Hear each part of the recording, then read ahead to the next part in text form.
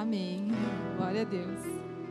Abra comigo a palavra no Salmo 139, no versículo 23 e 24. A palavra diz assim: examina-me, ó Deus,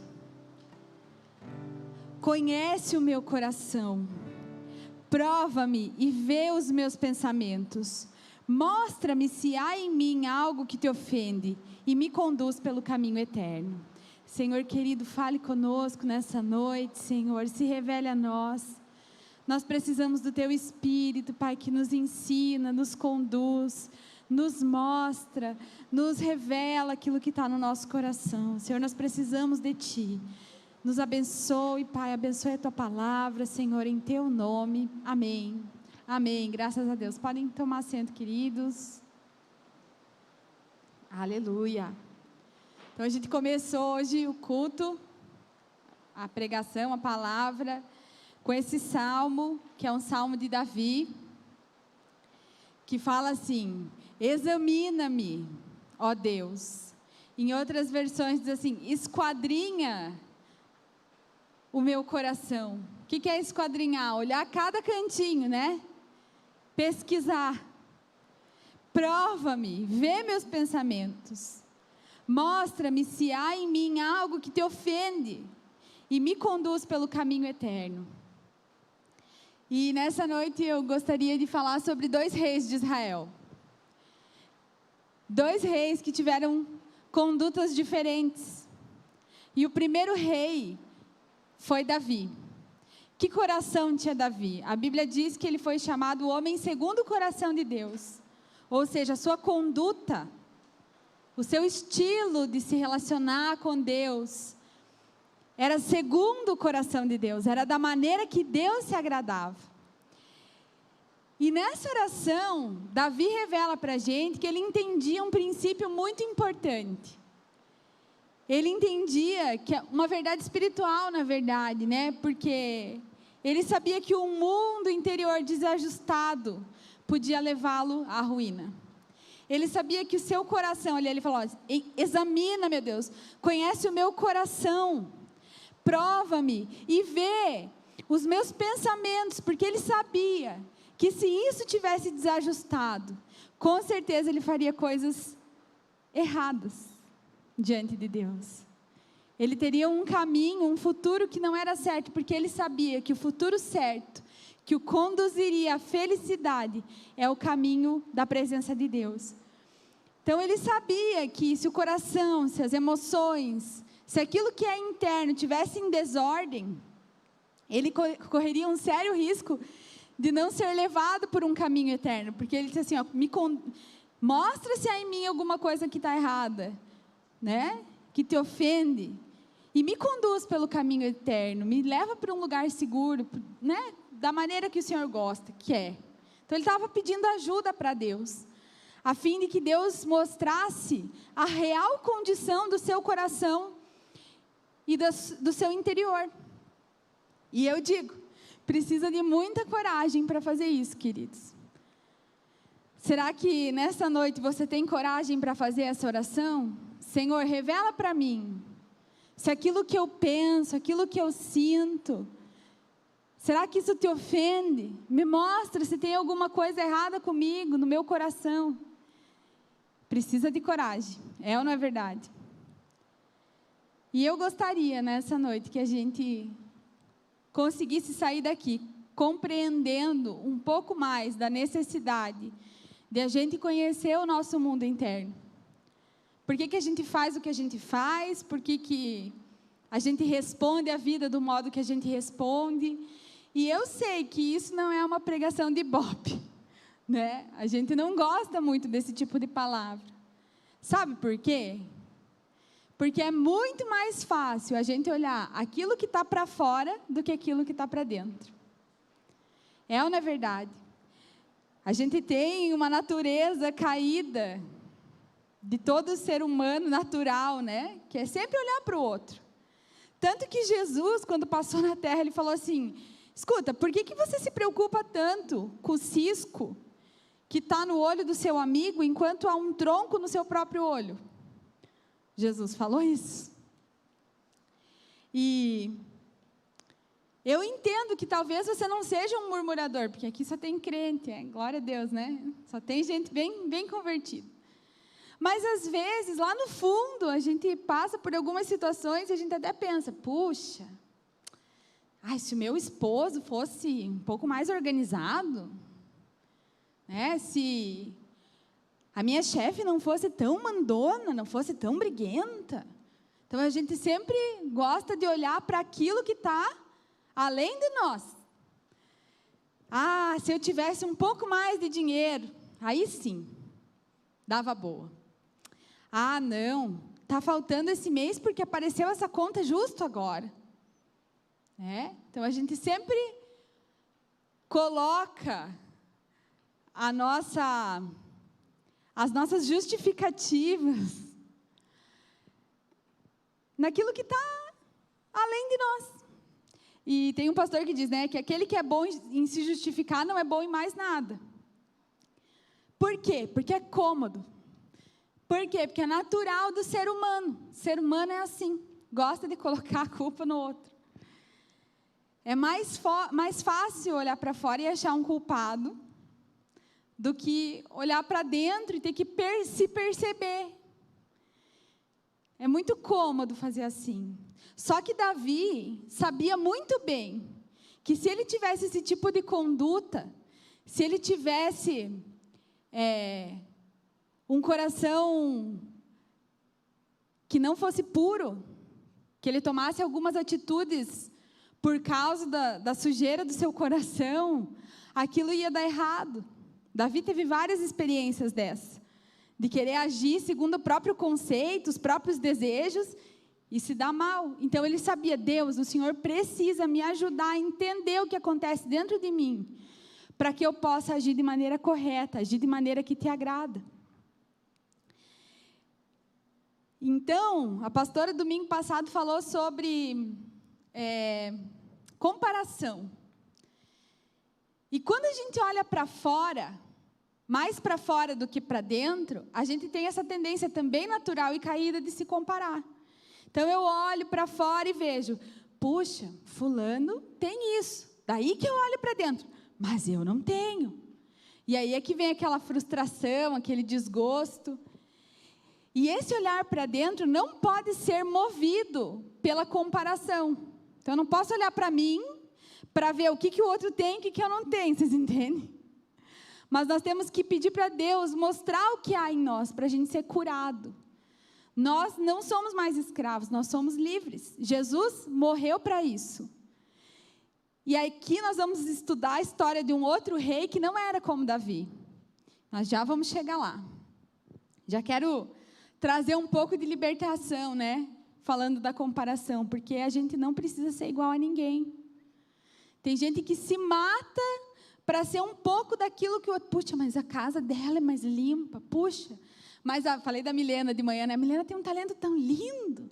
Preciso fazer aula de canto, preciso ser mais parecida com ela. Por que a gente se compara tanto?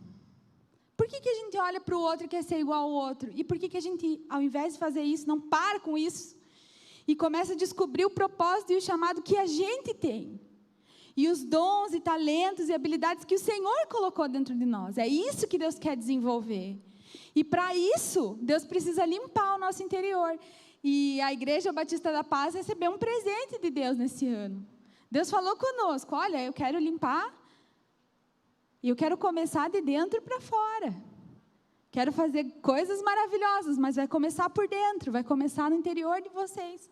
Vocês precisam ser limpos. E a gente só consegue mudar, de verdade, irmãos, quando a gente reconhece e é iluminado sobre aquilo que está dentro da gente. Então, essa palavra é uma palavra sobre reconhecimento.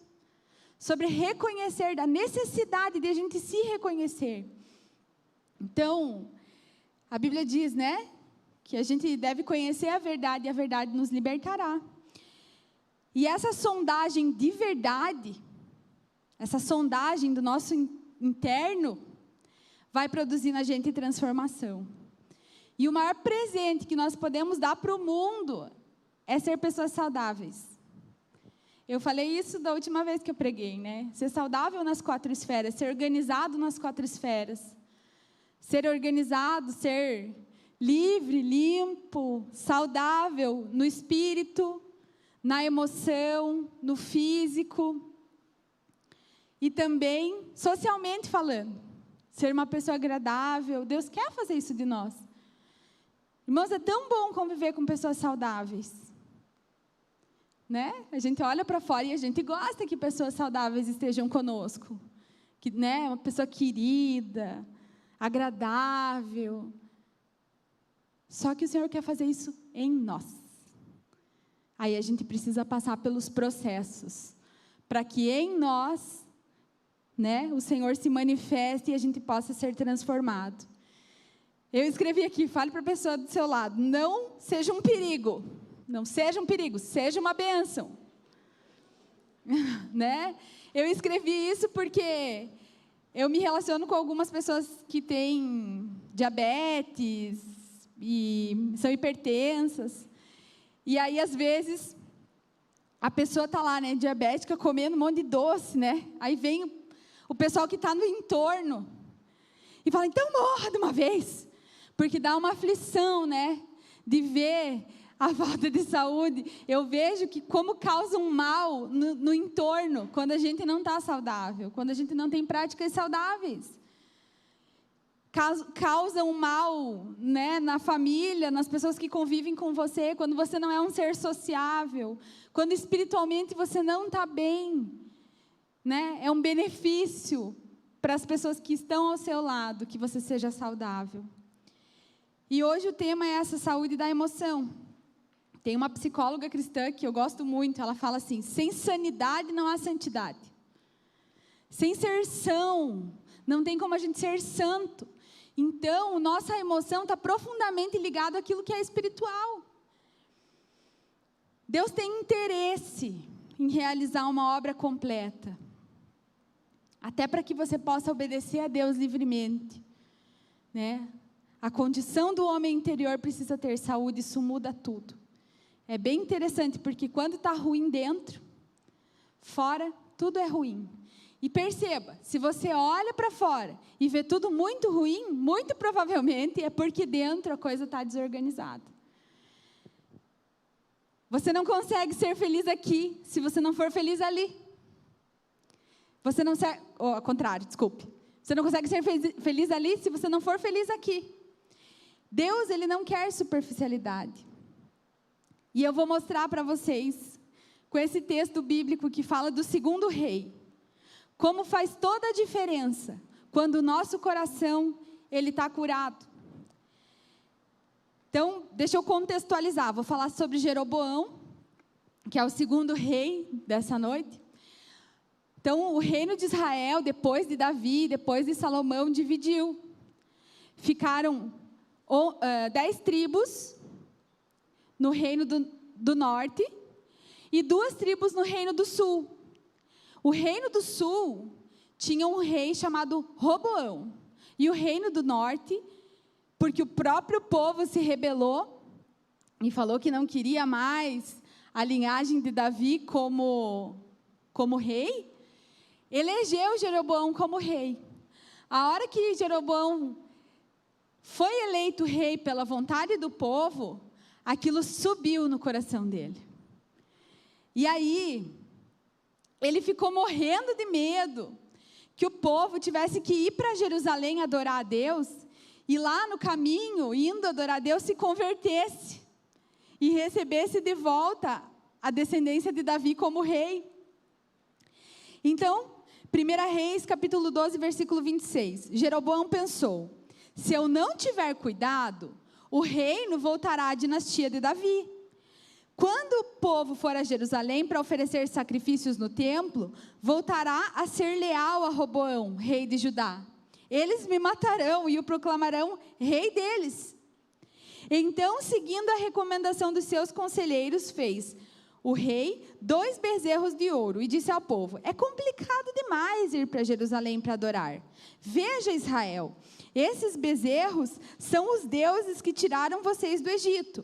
E colocou um dos bezerros em Betel e o outro em Dan, 2 extremos do reino. Isso se tornou um grande pecado diante de Deus, pois o povo viajava até Dan, ao norte, para adorar o ídolo que ficava ali.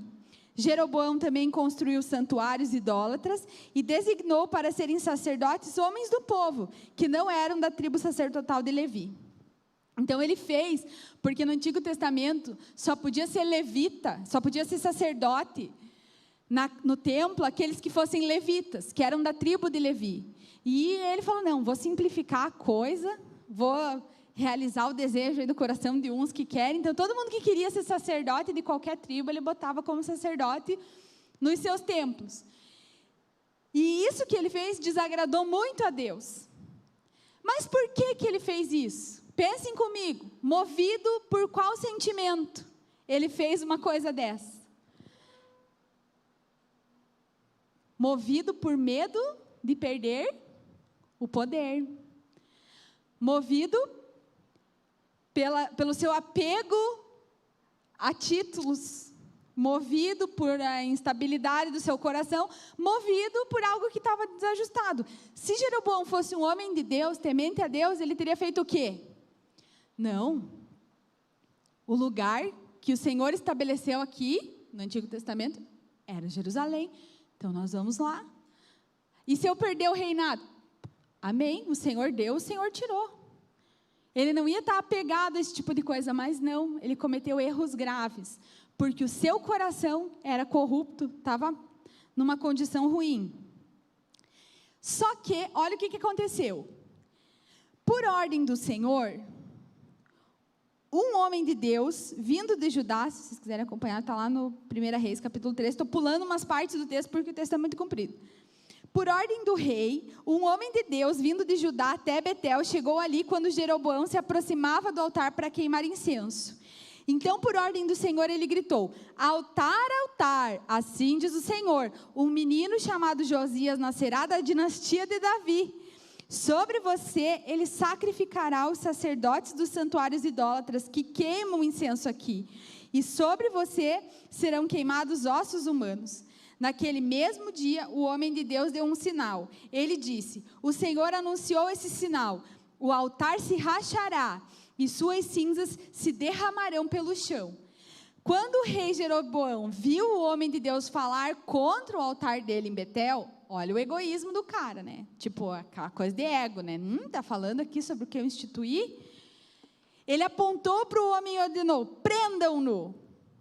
No mesmo instante, porém, a mão do rei ficou paralisada nessa posição. E ele não conseguia fazê-la voltar à posição normal. Em outras versões da Bíblia, a Bíblia diz que a mão dele secou, mirrou. Ao mesmo tempo, uma grande rachadura apareceu no altar e as cinzas se derramaram, exatamente como o homem de Deus tinha dito na mensagem recebida do Senhor. O rei disse ao homem de Deus, por favor, peça ao Senhor seu Deus que restaure a minha mão. Então, quando isso aconteceu, e tudo que o profeta de Deus disse que ia acontecer, ele ficou, meu Deus, olha só.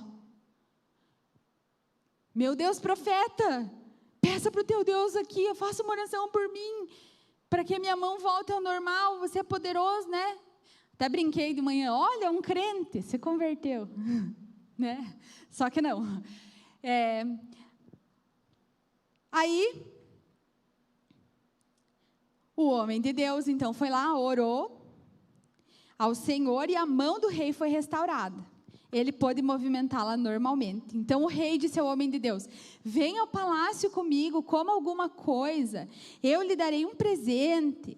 Mas o homem de Deus respondeu a Jeroboão, mesmo que o rei me desse metade de tudo que possui, eu não o acompanharia. Não comeria e nem beberia coisa alguma nesse lugar, porque o Senhor me ordenou, não coma nem beba coisa alguma enquanto estiver lá, e não volte pelo mesmo caminho por onde foi. Então ele partiu de Betel e voltou para casa por outro caminho. Muitos outros acontecimentos depois, lá no versículo 33, a Bíblia diz assim, mesmo depois disso, dessas coisas, Jeroboão não se arrependeu de seus maus caminhos. Continuou a nomear sacerdotes dentre o povo comum. Qualquer um que desejasse podia se tornar sacerdote dos santuários idólatras. Com isso, por causa desse pecado, a dinastia de Jeroboão foi eliminada da face da terra. A Bíblia diz, inclusive, nos textos, depois, se vocês quiserem ler o texto completo, que a esposa dele tentou ir lá no profeta disfarçada, pedir pelo amor de Deus, não, olhe, não, né, profeta, nos defenda, diga para Deus que nós vamos mudar. O profeta falou, não, a hora que você pisar no pé da cidade, teu filho vai morrer, como consequência da falta de temor que vocês têm. E de fato, ela pisou na porta da cidade, o menino morreu. E agora eu pergunto para vocês, adiantou viver um milagre, coisas extraordinárias, provar o sobrenatural de Deus, ver que Deus é poderoso, que se manifesta, ver coisas grandes de Deus, ir no encontro com Deus? Jeroboão foi no encontro com Deus, viu coisas grandes, né? Adianta, se o coração não estiver no lugar, né? Deus não quer superficialidade, gente. Né? Tem pessoas que experimentam grandes coisas de Deus, mas não conseguem romper. Porque o seu coração, a sua mente não estão no lugar. Né? Os velhos pecados, os velhos vícios, eles vêm vindo. E a pessoa se deixa conduzir por eles. Né? Jeroboão só queria que a mão voltasse ao normal. Ele só queria que o salário aumentasse, que o chefe não fosse tão rude, que a esposa fosse mais dócil. Jeroboão só queria que as coisas do entorno dele se consertassem, mas Jeroboão não deixou Deus trabalhar dentro dele. Percebam o quanto é importante que Deus faça uma obra completa na gente. Você não pode ficar contente com um pecado de estimação que está com você por anos. Alguma coisa está errada. A gente precisa ser renovado, ser transformado. Você precisa desejar que Deus entre no teu interior e mexa. E para isso, muitas vezes precisa da oração de Davi. Senhor, som do meu coração. O que dentro de mim ainda não está no lugar? E aqui, com base num livro que eu gosto muito, que eu gostei muito de ler, um dos últimos livros que eu li, esse pastor, ele separa alguns processos que são chave para a gente se reconhecer, aprender a se reconhecer. E reconhecer alguns padrões. Então, o primeiro processo que ele fala é identificar, coloca lá para mim.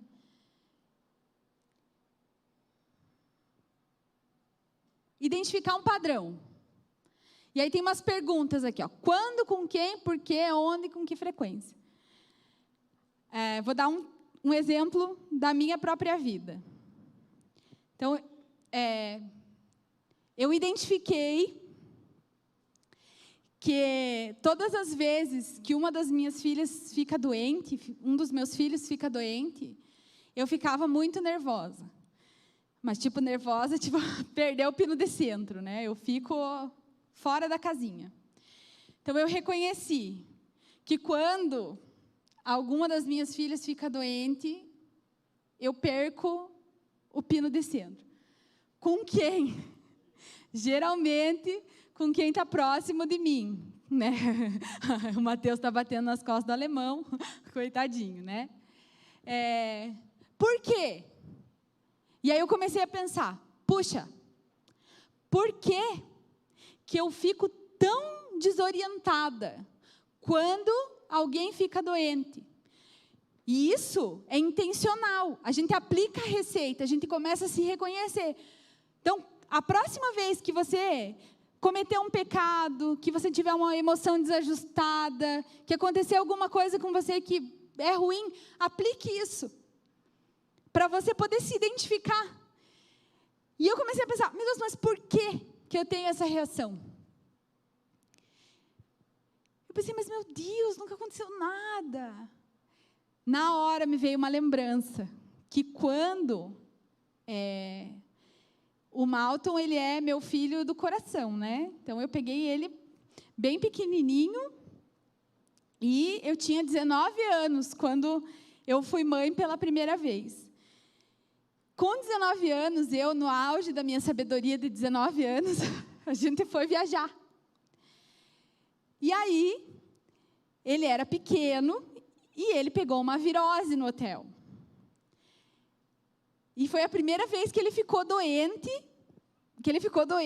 sob minha responsabilidade. E eu fiquei desesperada, e eu levei ele num médico. Quando eu cheguei no médico, eu falei, né, doutor, ajude meu filho, ele está ruinzinho, eu não sei, né, o que a gente poderia dar. Ele falou, o que você trouxe na mala? Eu falei, eu não trouxe nada. Porque eu não tinha levado nada, nem sabia que tinha que levar remédio quando eu ia viajar, né? E ele falou para mim, escute, que tipo de mãe é você? Aquilo acabou comigo. Eu fiquei pensando, meu Deus, o que eu estou fazendo? Peguei esse piá e não sei nem como ser mãe, olha aí, ó. Olha que engraçado.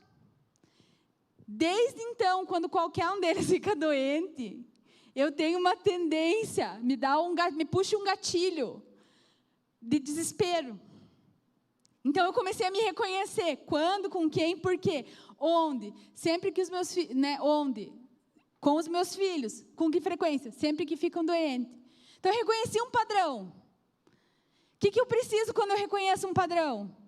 Opa, Senhor, né? Eu só consigo mudar aquilo que eu identifico.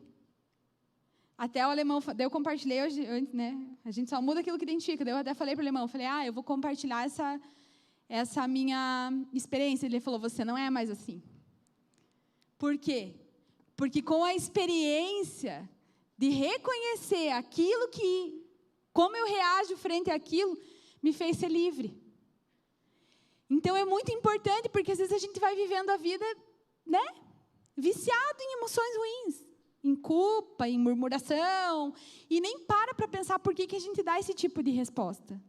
Então, depois que a gente identifica o padrão, próximo processo é reconhecer o que eu sinto. Esse pastor fala, às vezes, que a gente tem que até ir para frente do espelho. Falar, eu estou sentindo raiva. Para você se ouvir e para você ter a condição de perceber quais sentimentos passam por dentro de você. Então, por exemplo, o que eu estou sentindo? Ciúme do meu marido. Ninguém aqui tem, né? Graças a Deus, todo mundo é crente. Por que eu estou sentindo isso? Porque ele está conversando com uma mulher.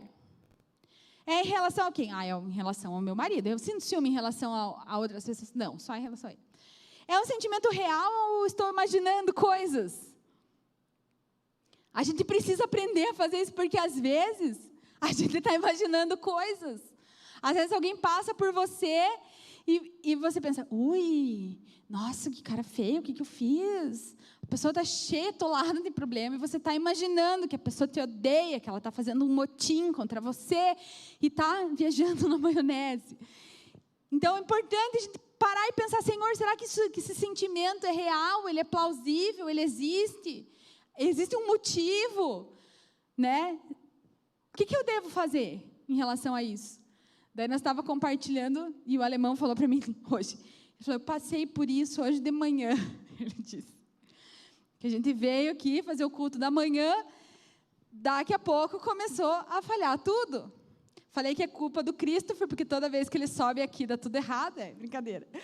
Mas começou a falhar tudo, começou a falhar. Da pane, falhava o computador, desligava lá, não tinha cifra para os músicos tocar, não tinha letra para cantar.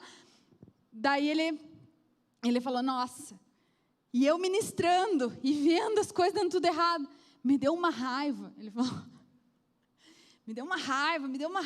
Daí ele saiu, foi lá, tentou ajeitar, né? Daí ele falou, então o que eu estou sentindo? Eu estou raiva. Por que eu estou sentindo isso? Daí ele falou, eu estou sentindo isso porque as coisas não saíram como eu gostaria, né? É em relação a quem? Daí ele falou, meu primeiro ímpeto foi pensar que foi uma desordem coletiva. Depois eu pensei que não, foi minha culpa mesmo. É um sentimento real ou eu estou imaginando coisas? Não, era real. E o que eu devo fazer? Dele, não, eu preciso treinar mais 2 Mateus, ele falou para mim. E eu preciso comprar uns equipamentos que estão faltando. Já foi lá na internet, comprou, já decidiu. Quando ele terminou de ruminar esse processo, começou as calhas da igreja, entupir e alagar a igreja de tarde. Daí ele já teve que vir aqui, passar por outro processo, porque a vida é assim.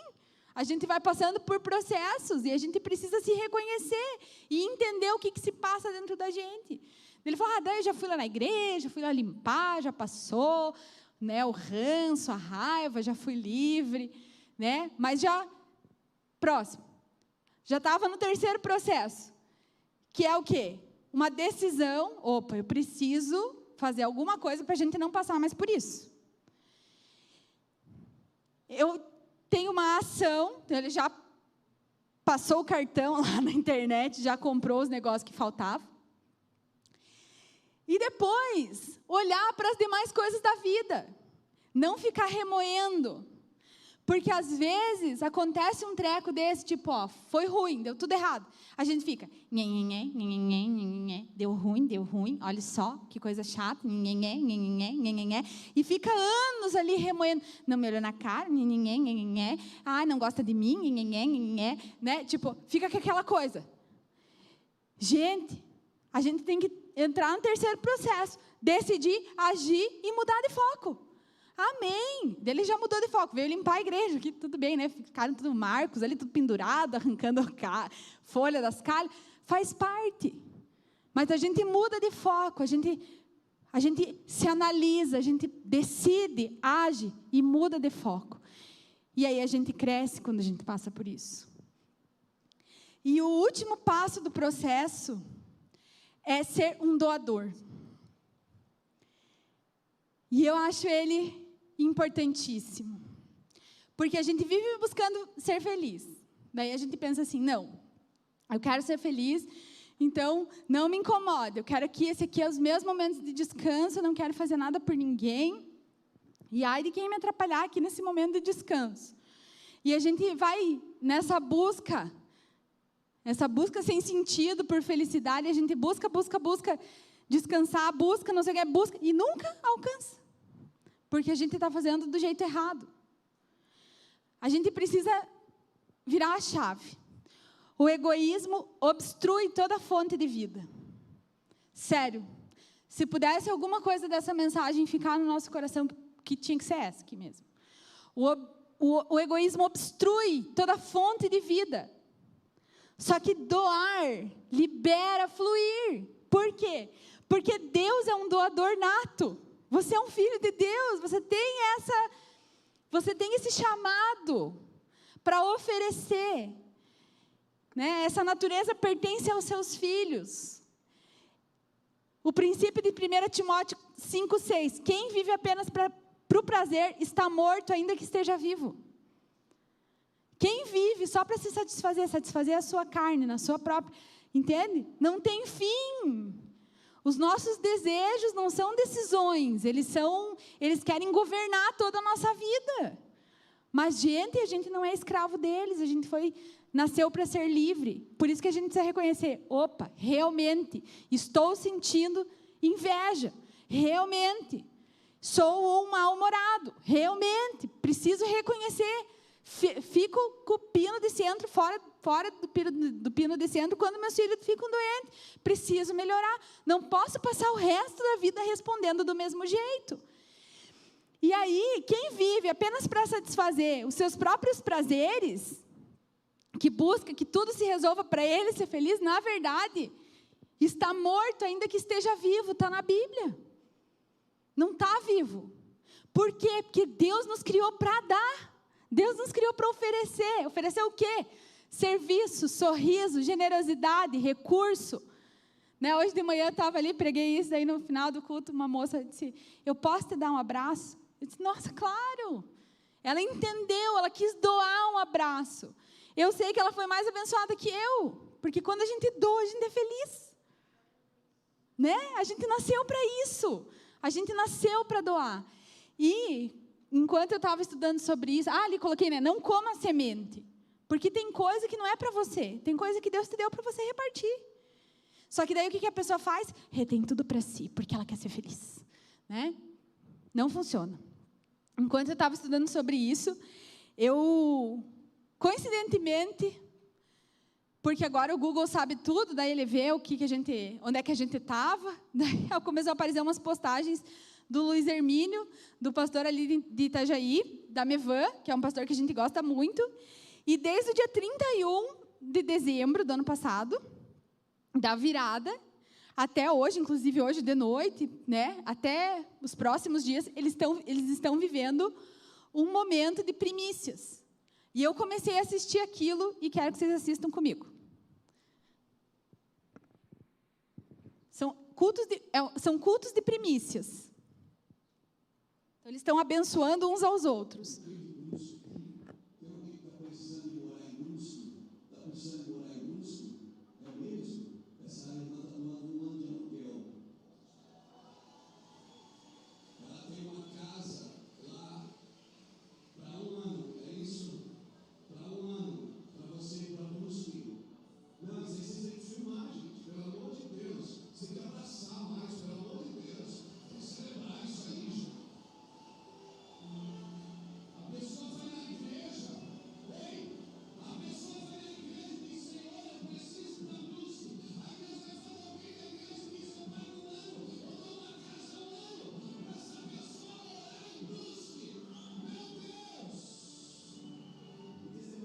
Pode passar o próximo.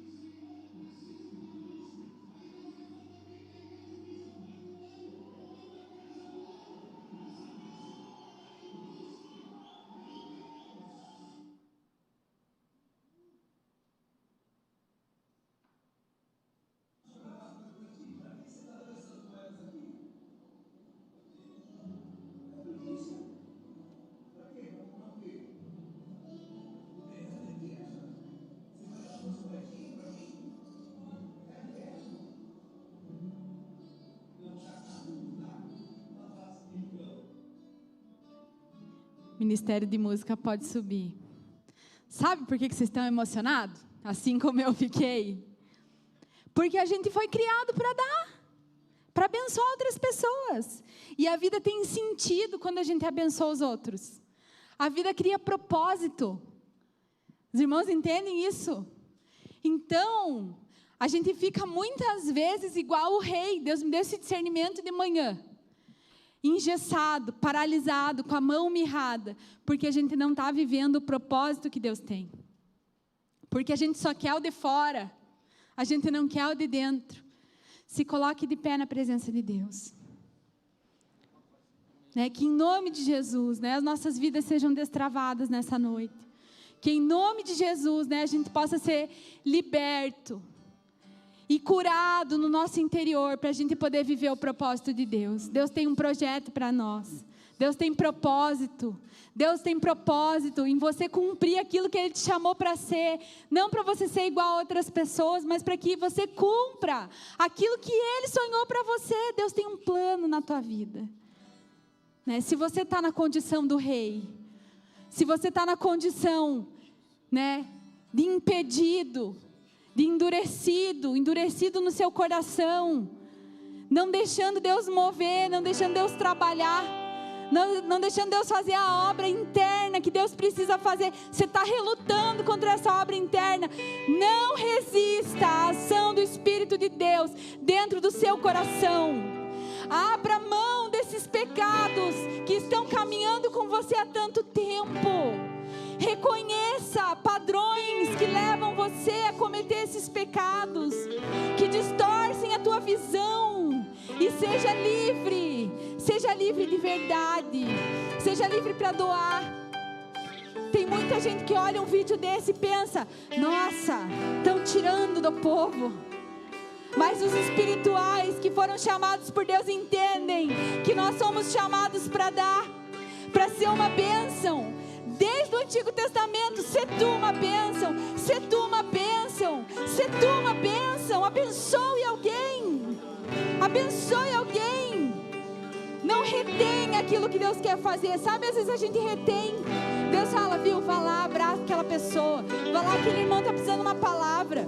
Vai lá dar um abraço, vai lá dar um beijo. Contribua financeiramente, abençoe tal irmão. E a gente retém. A gente fica o rei, mirrado, com a mão seca e o coração seco, porque não está deixando o Senhor entrar.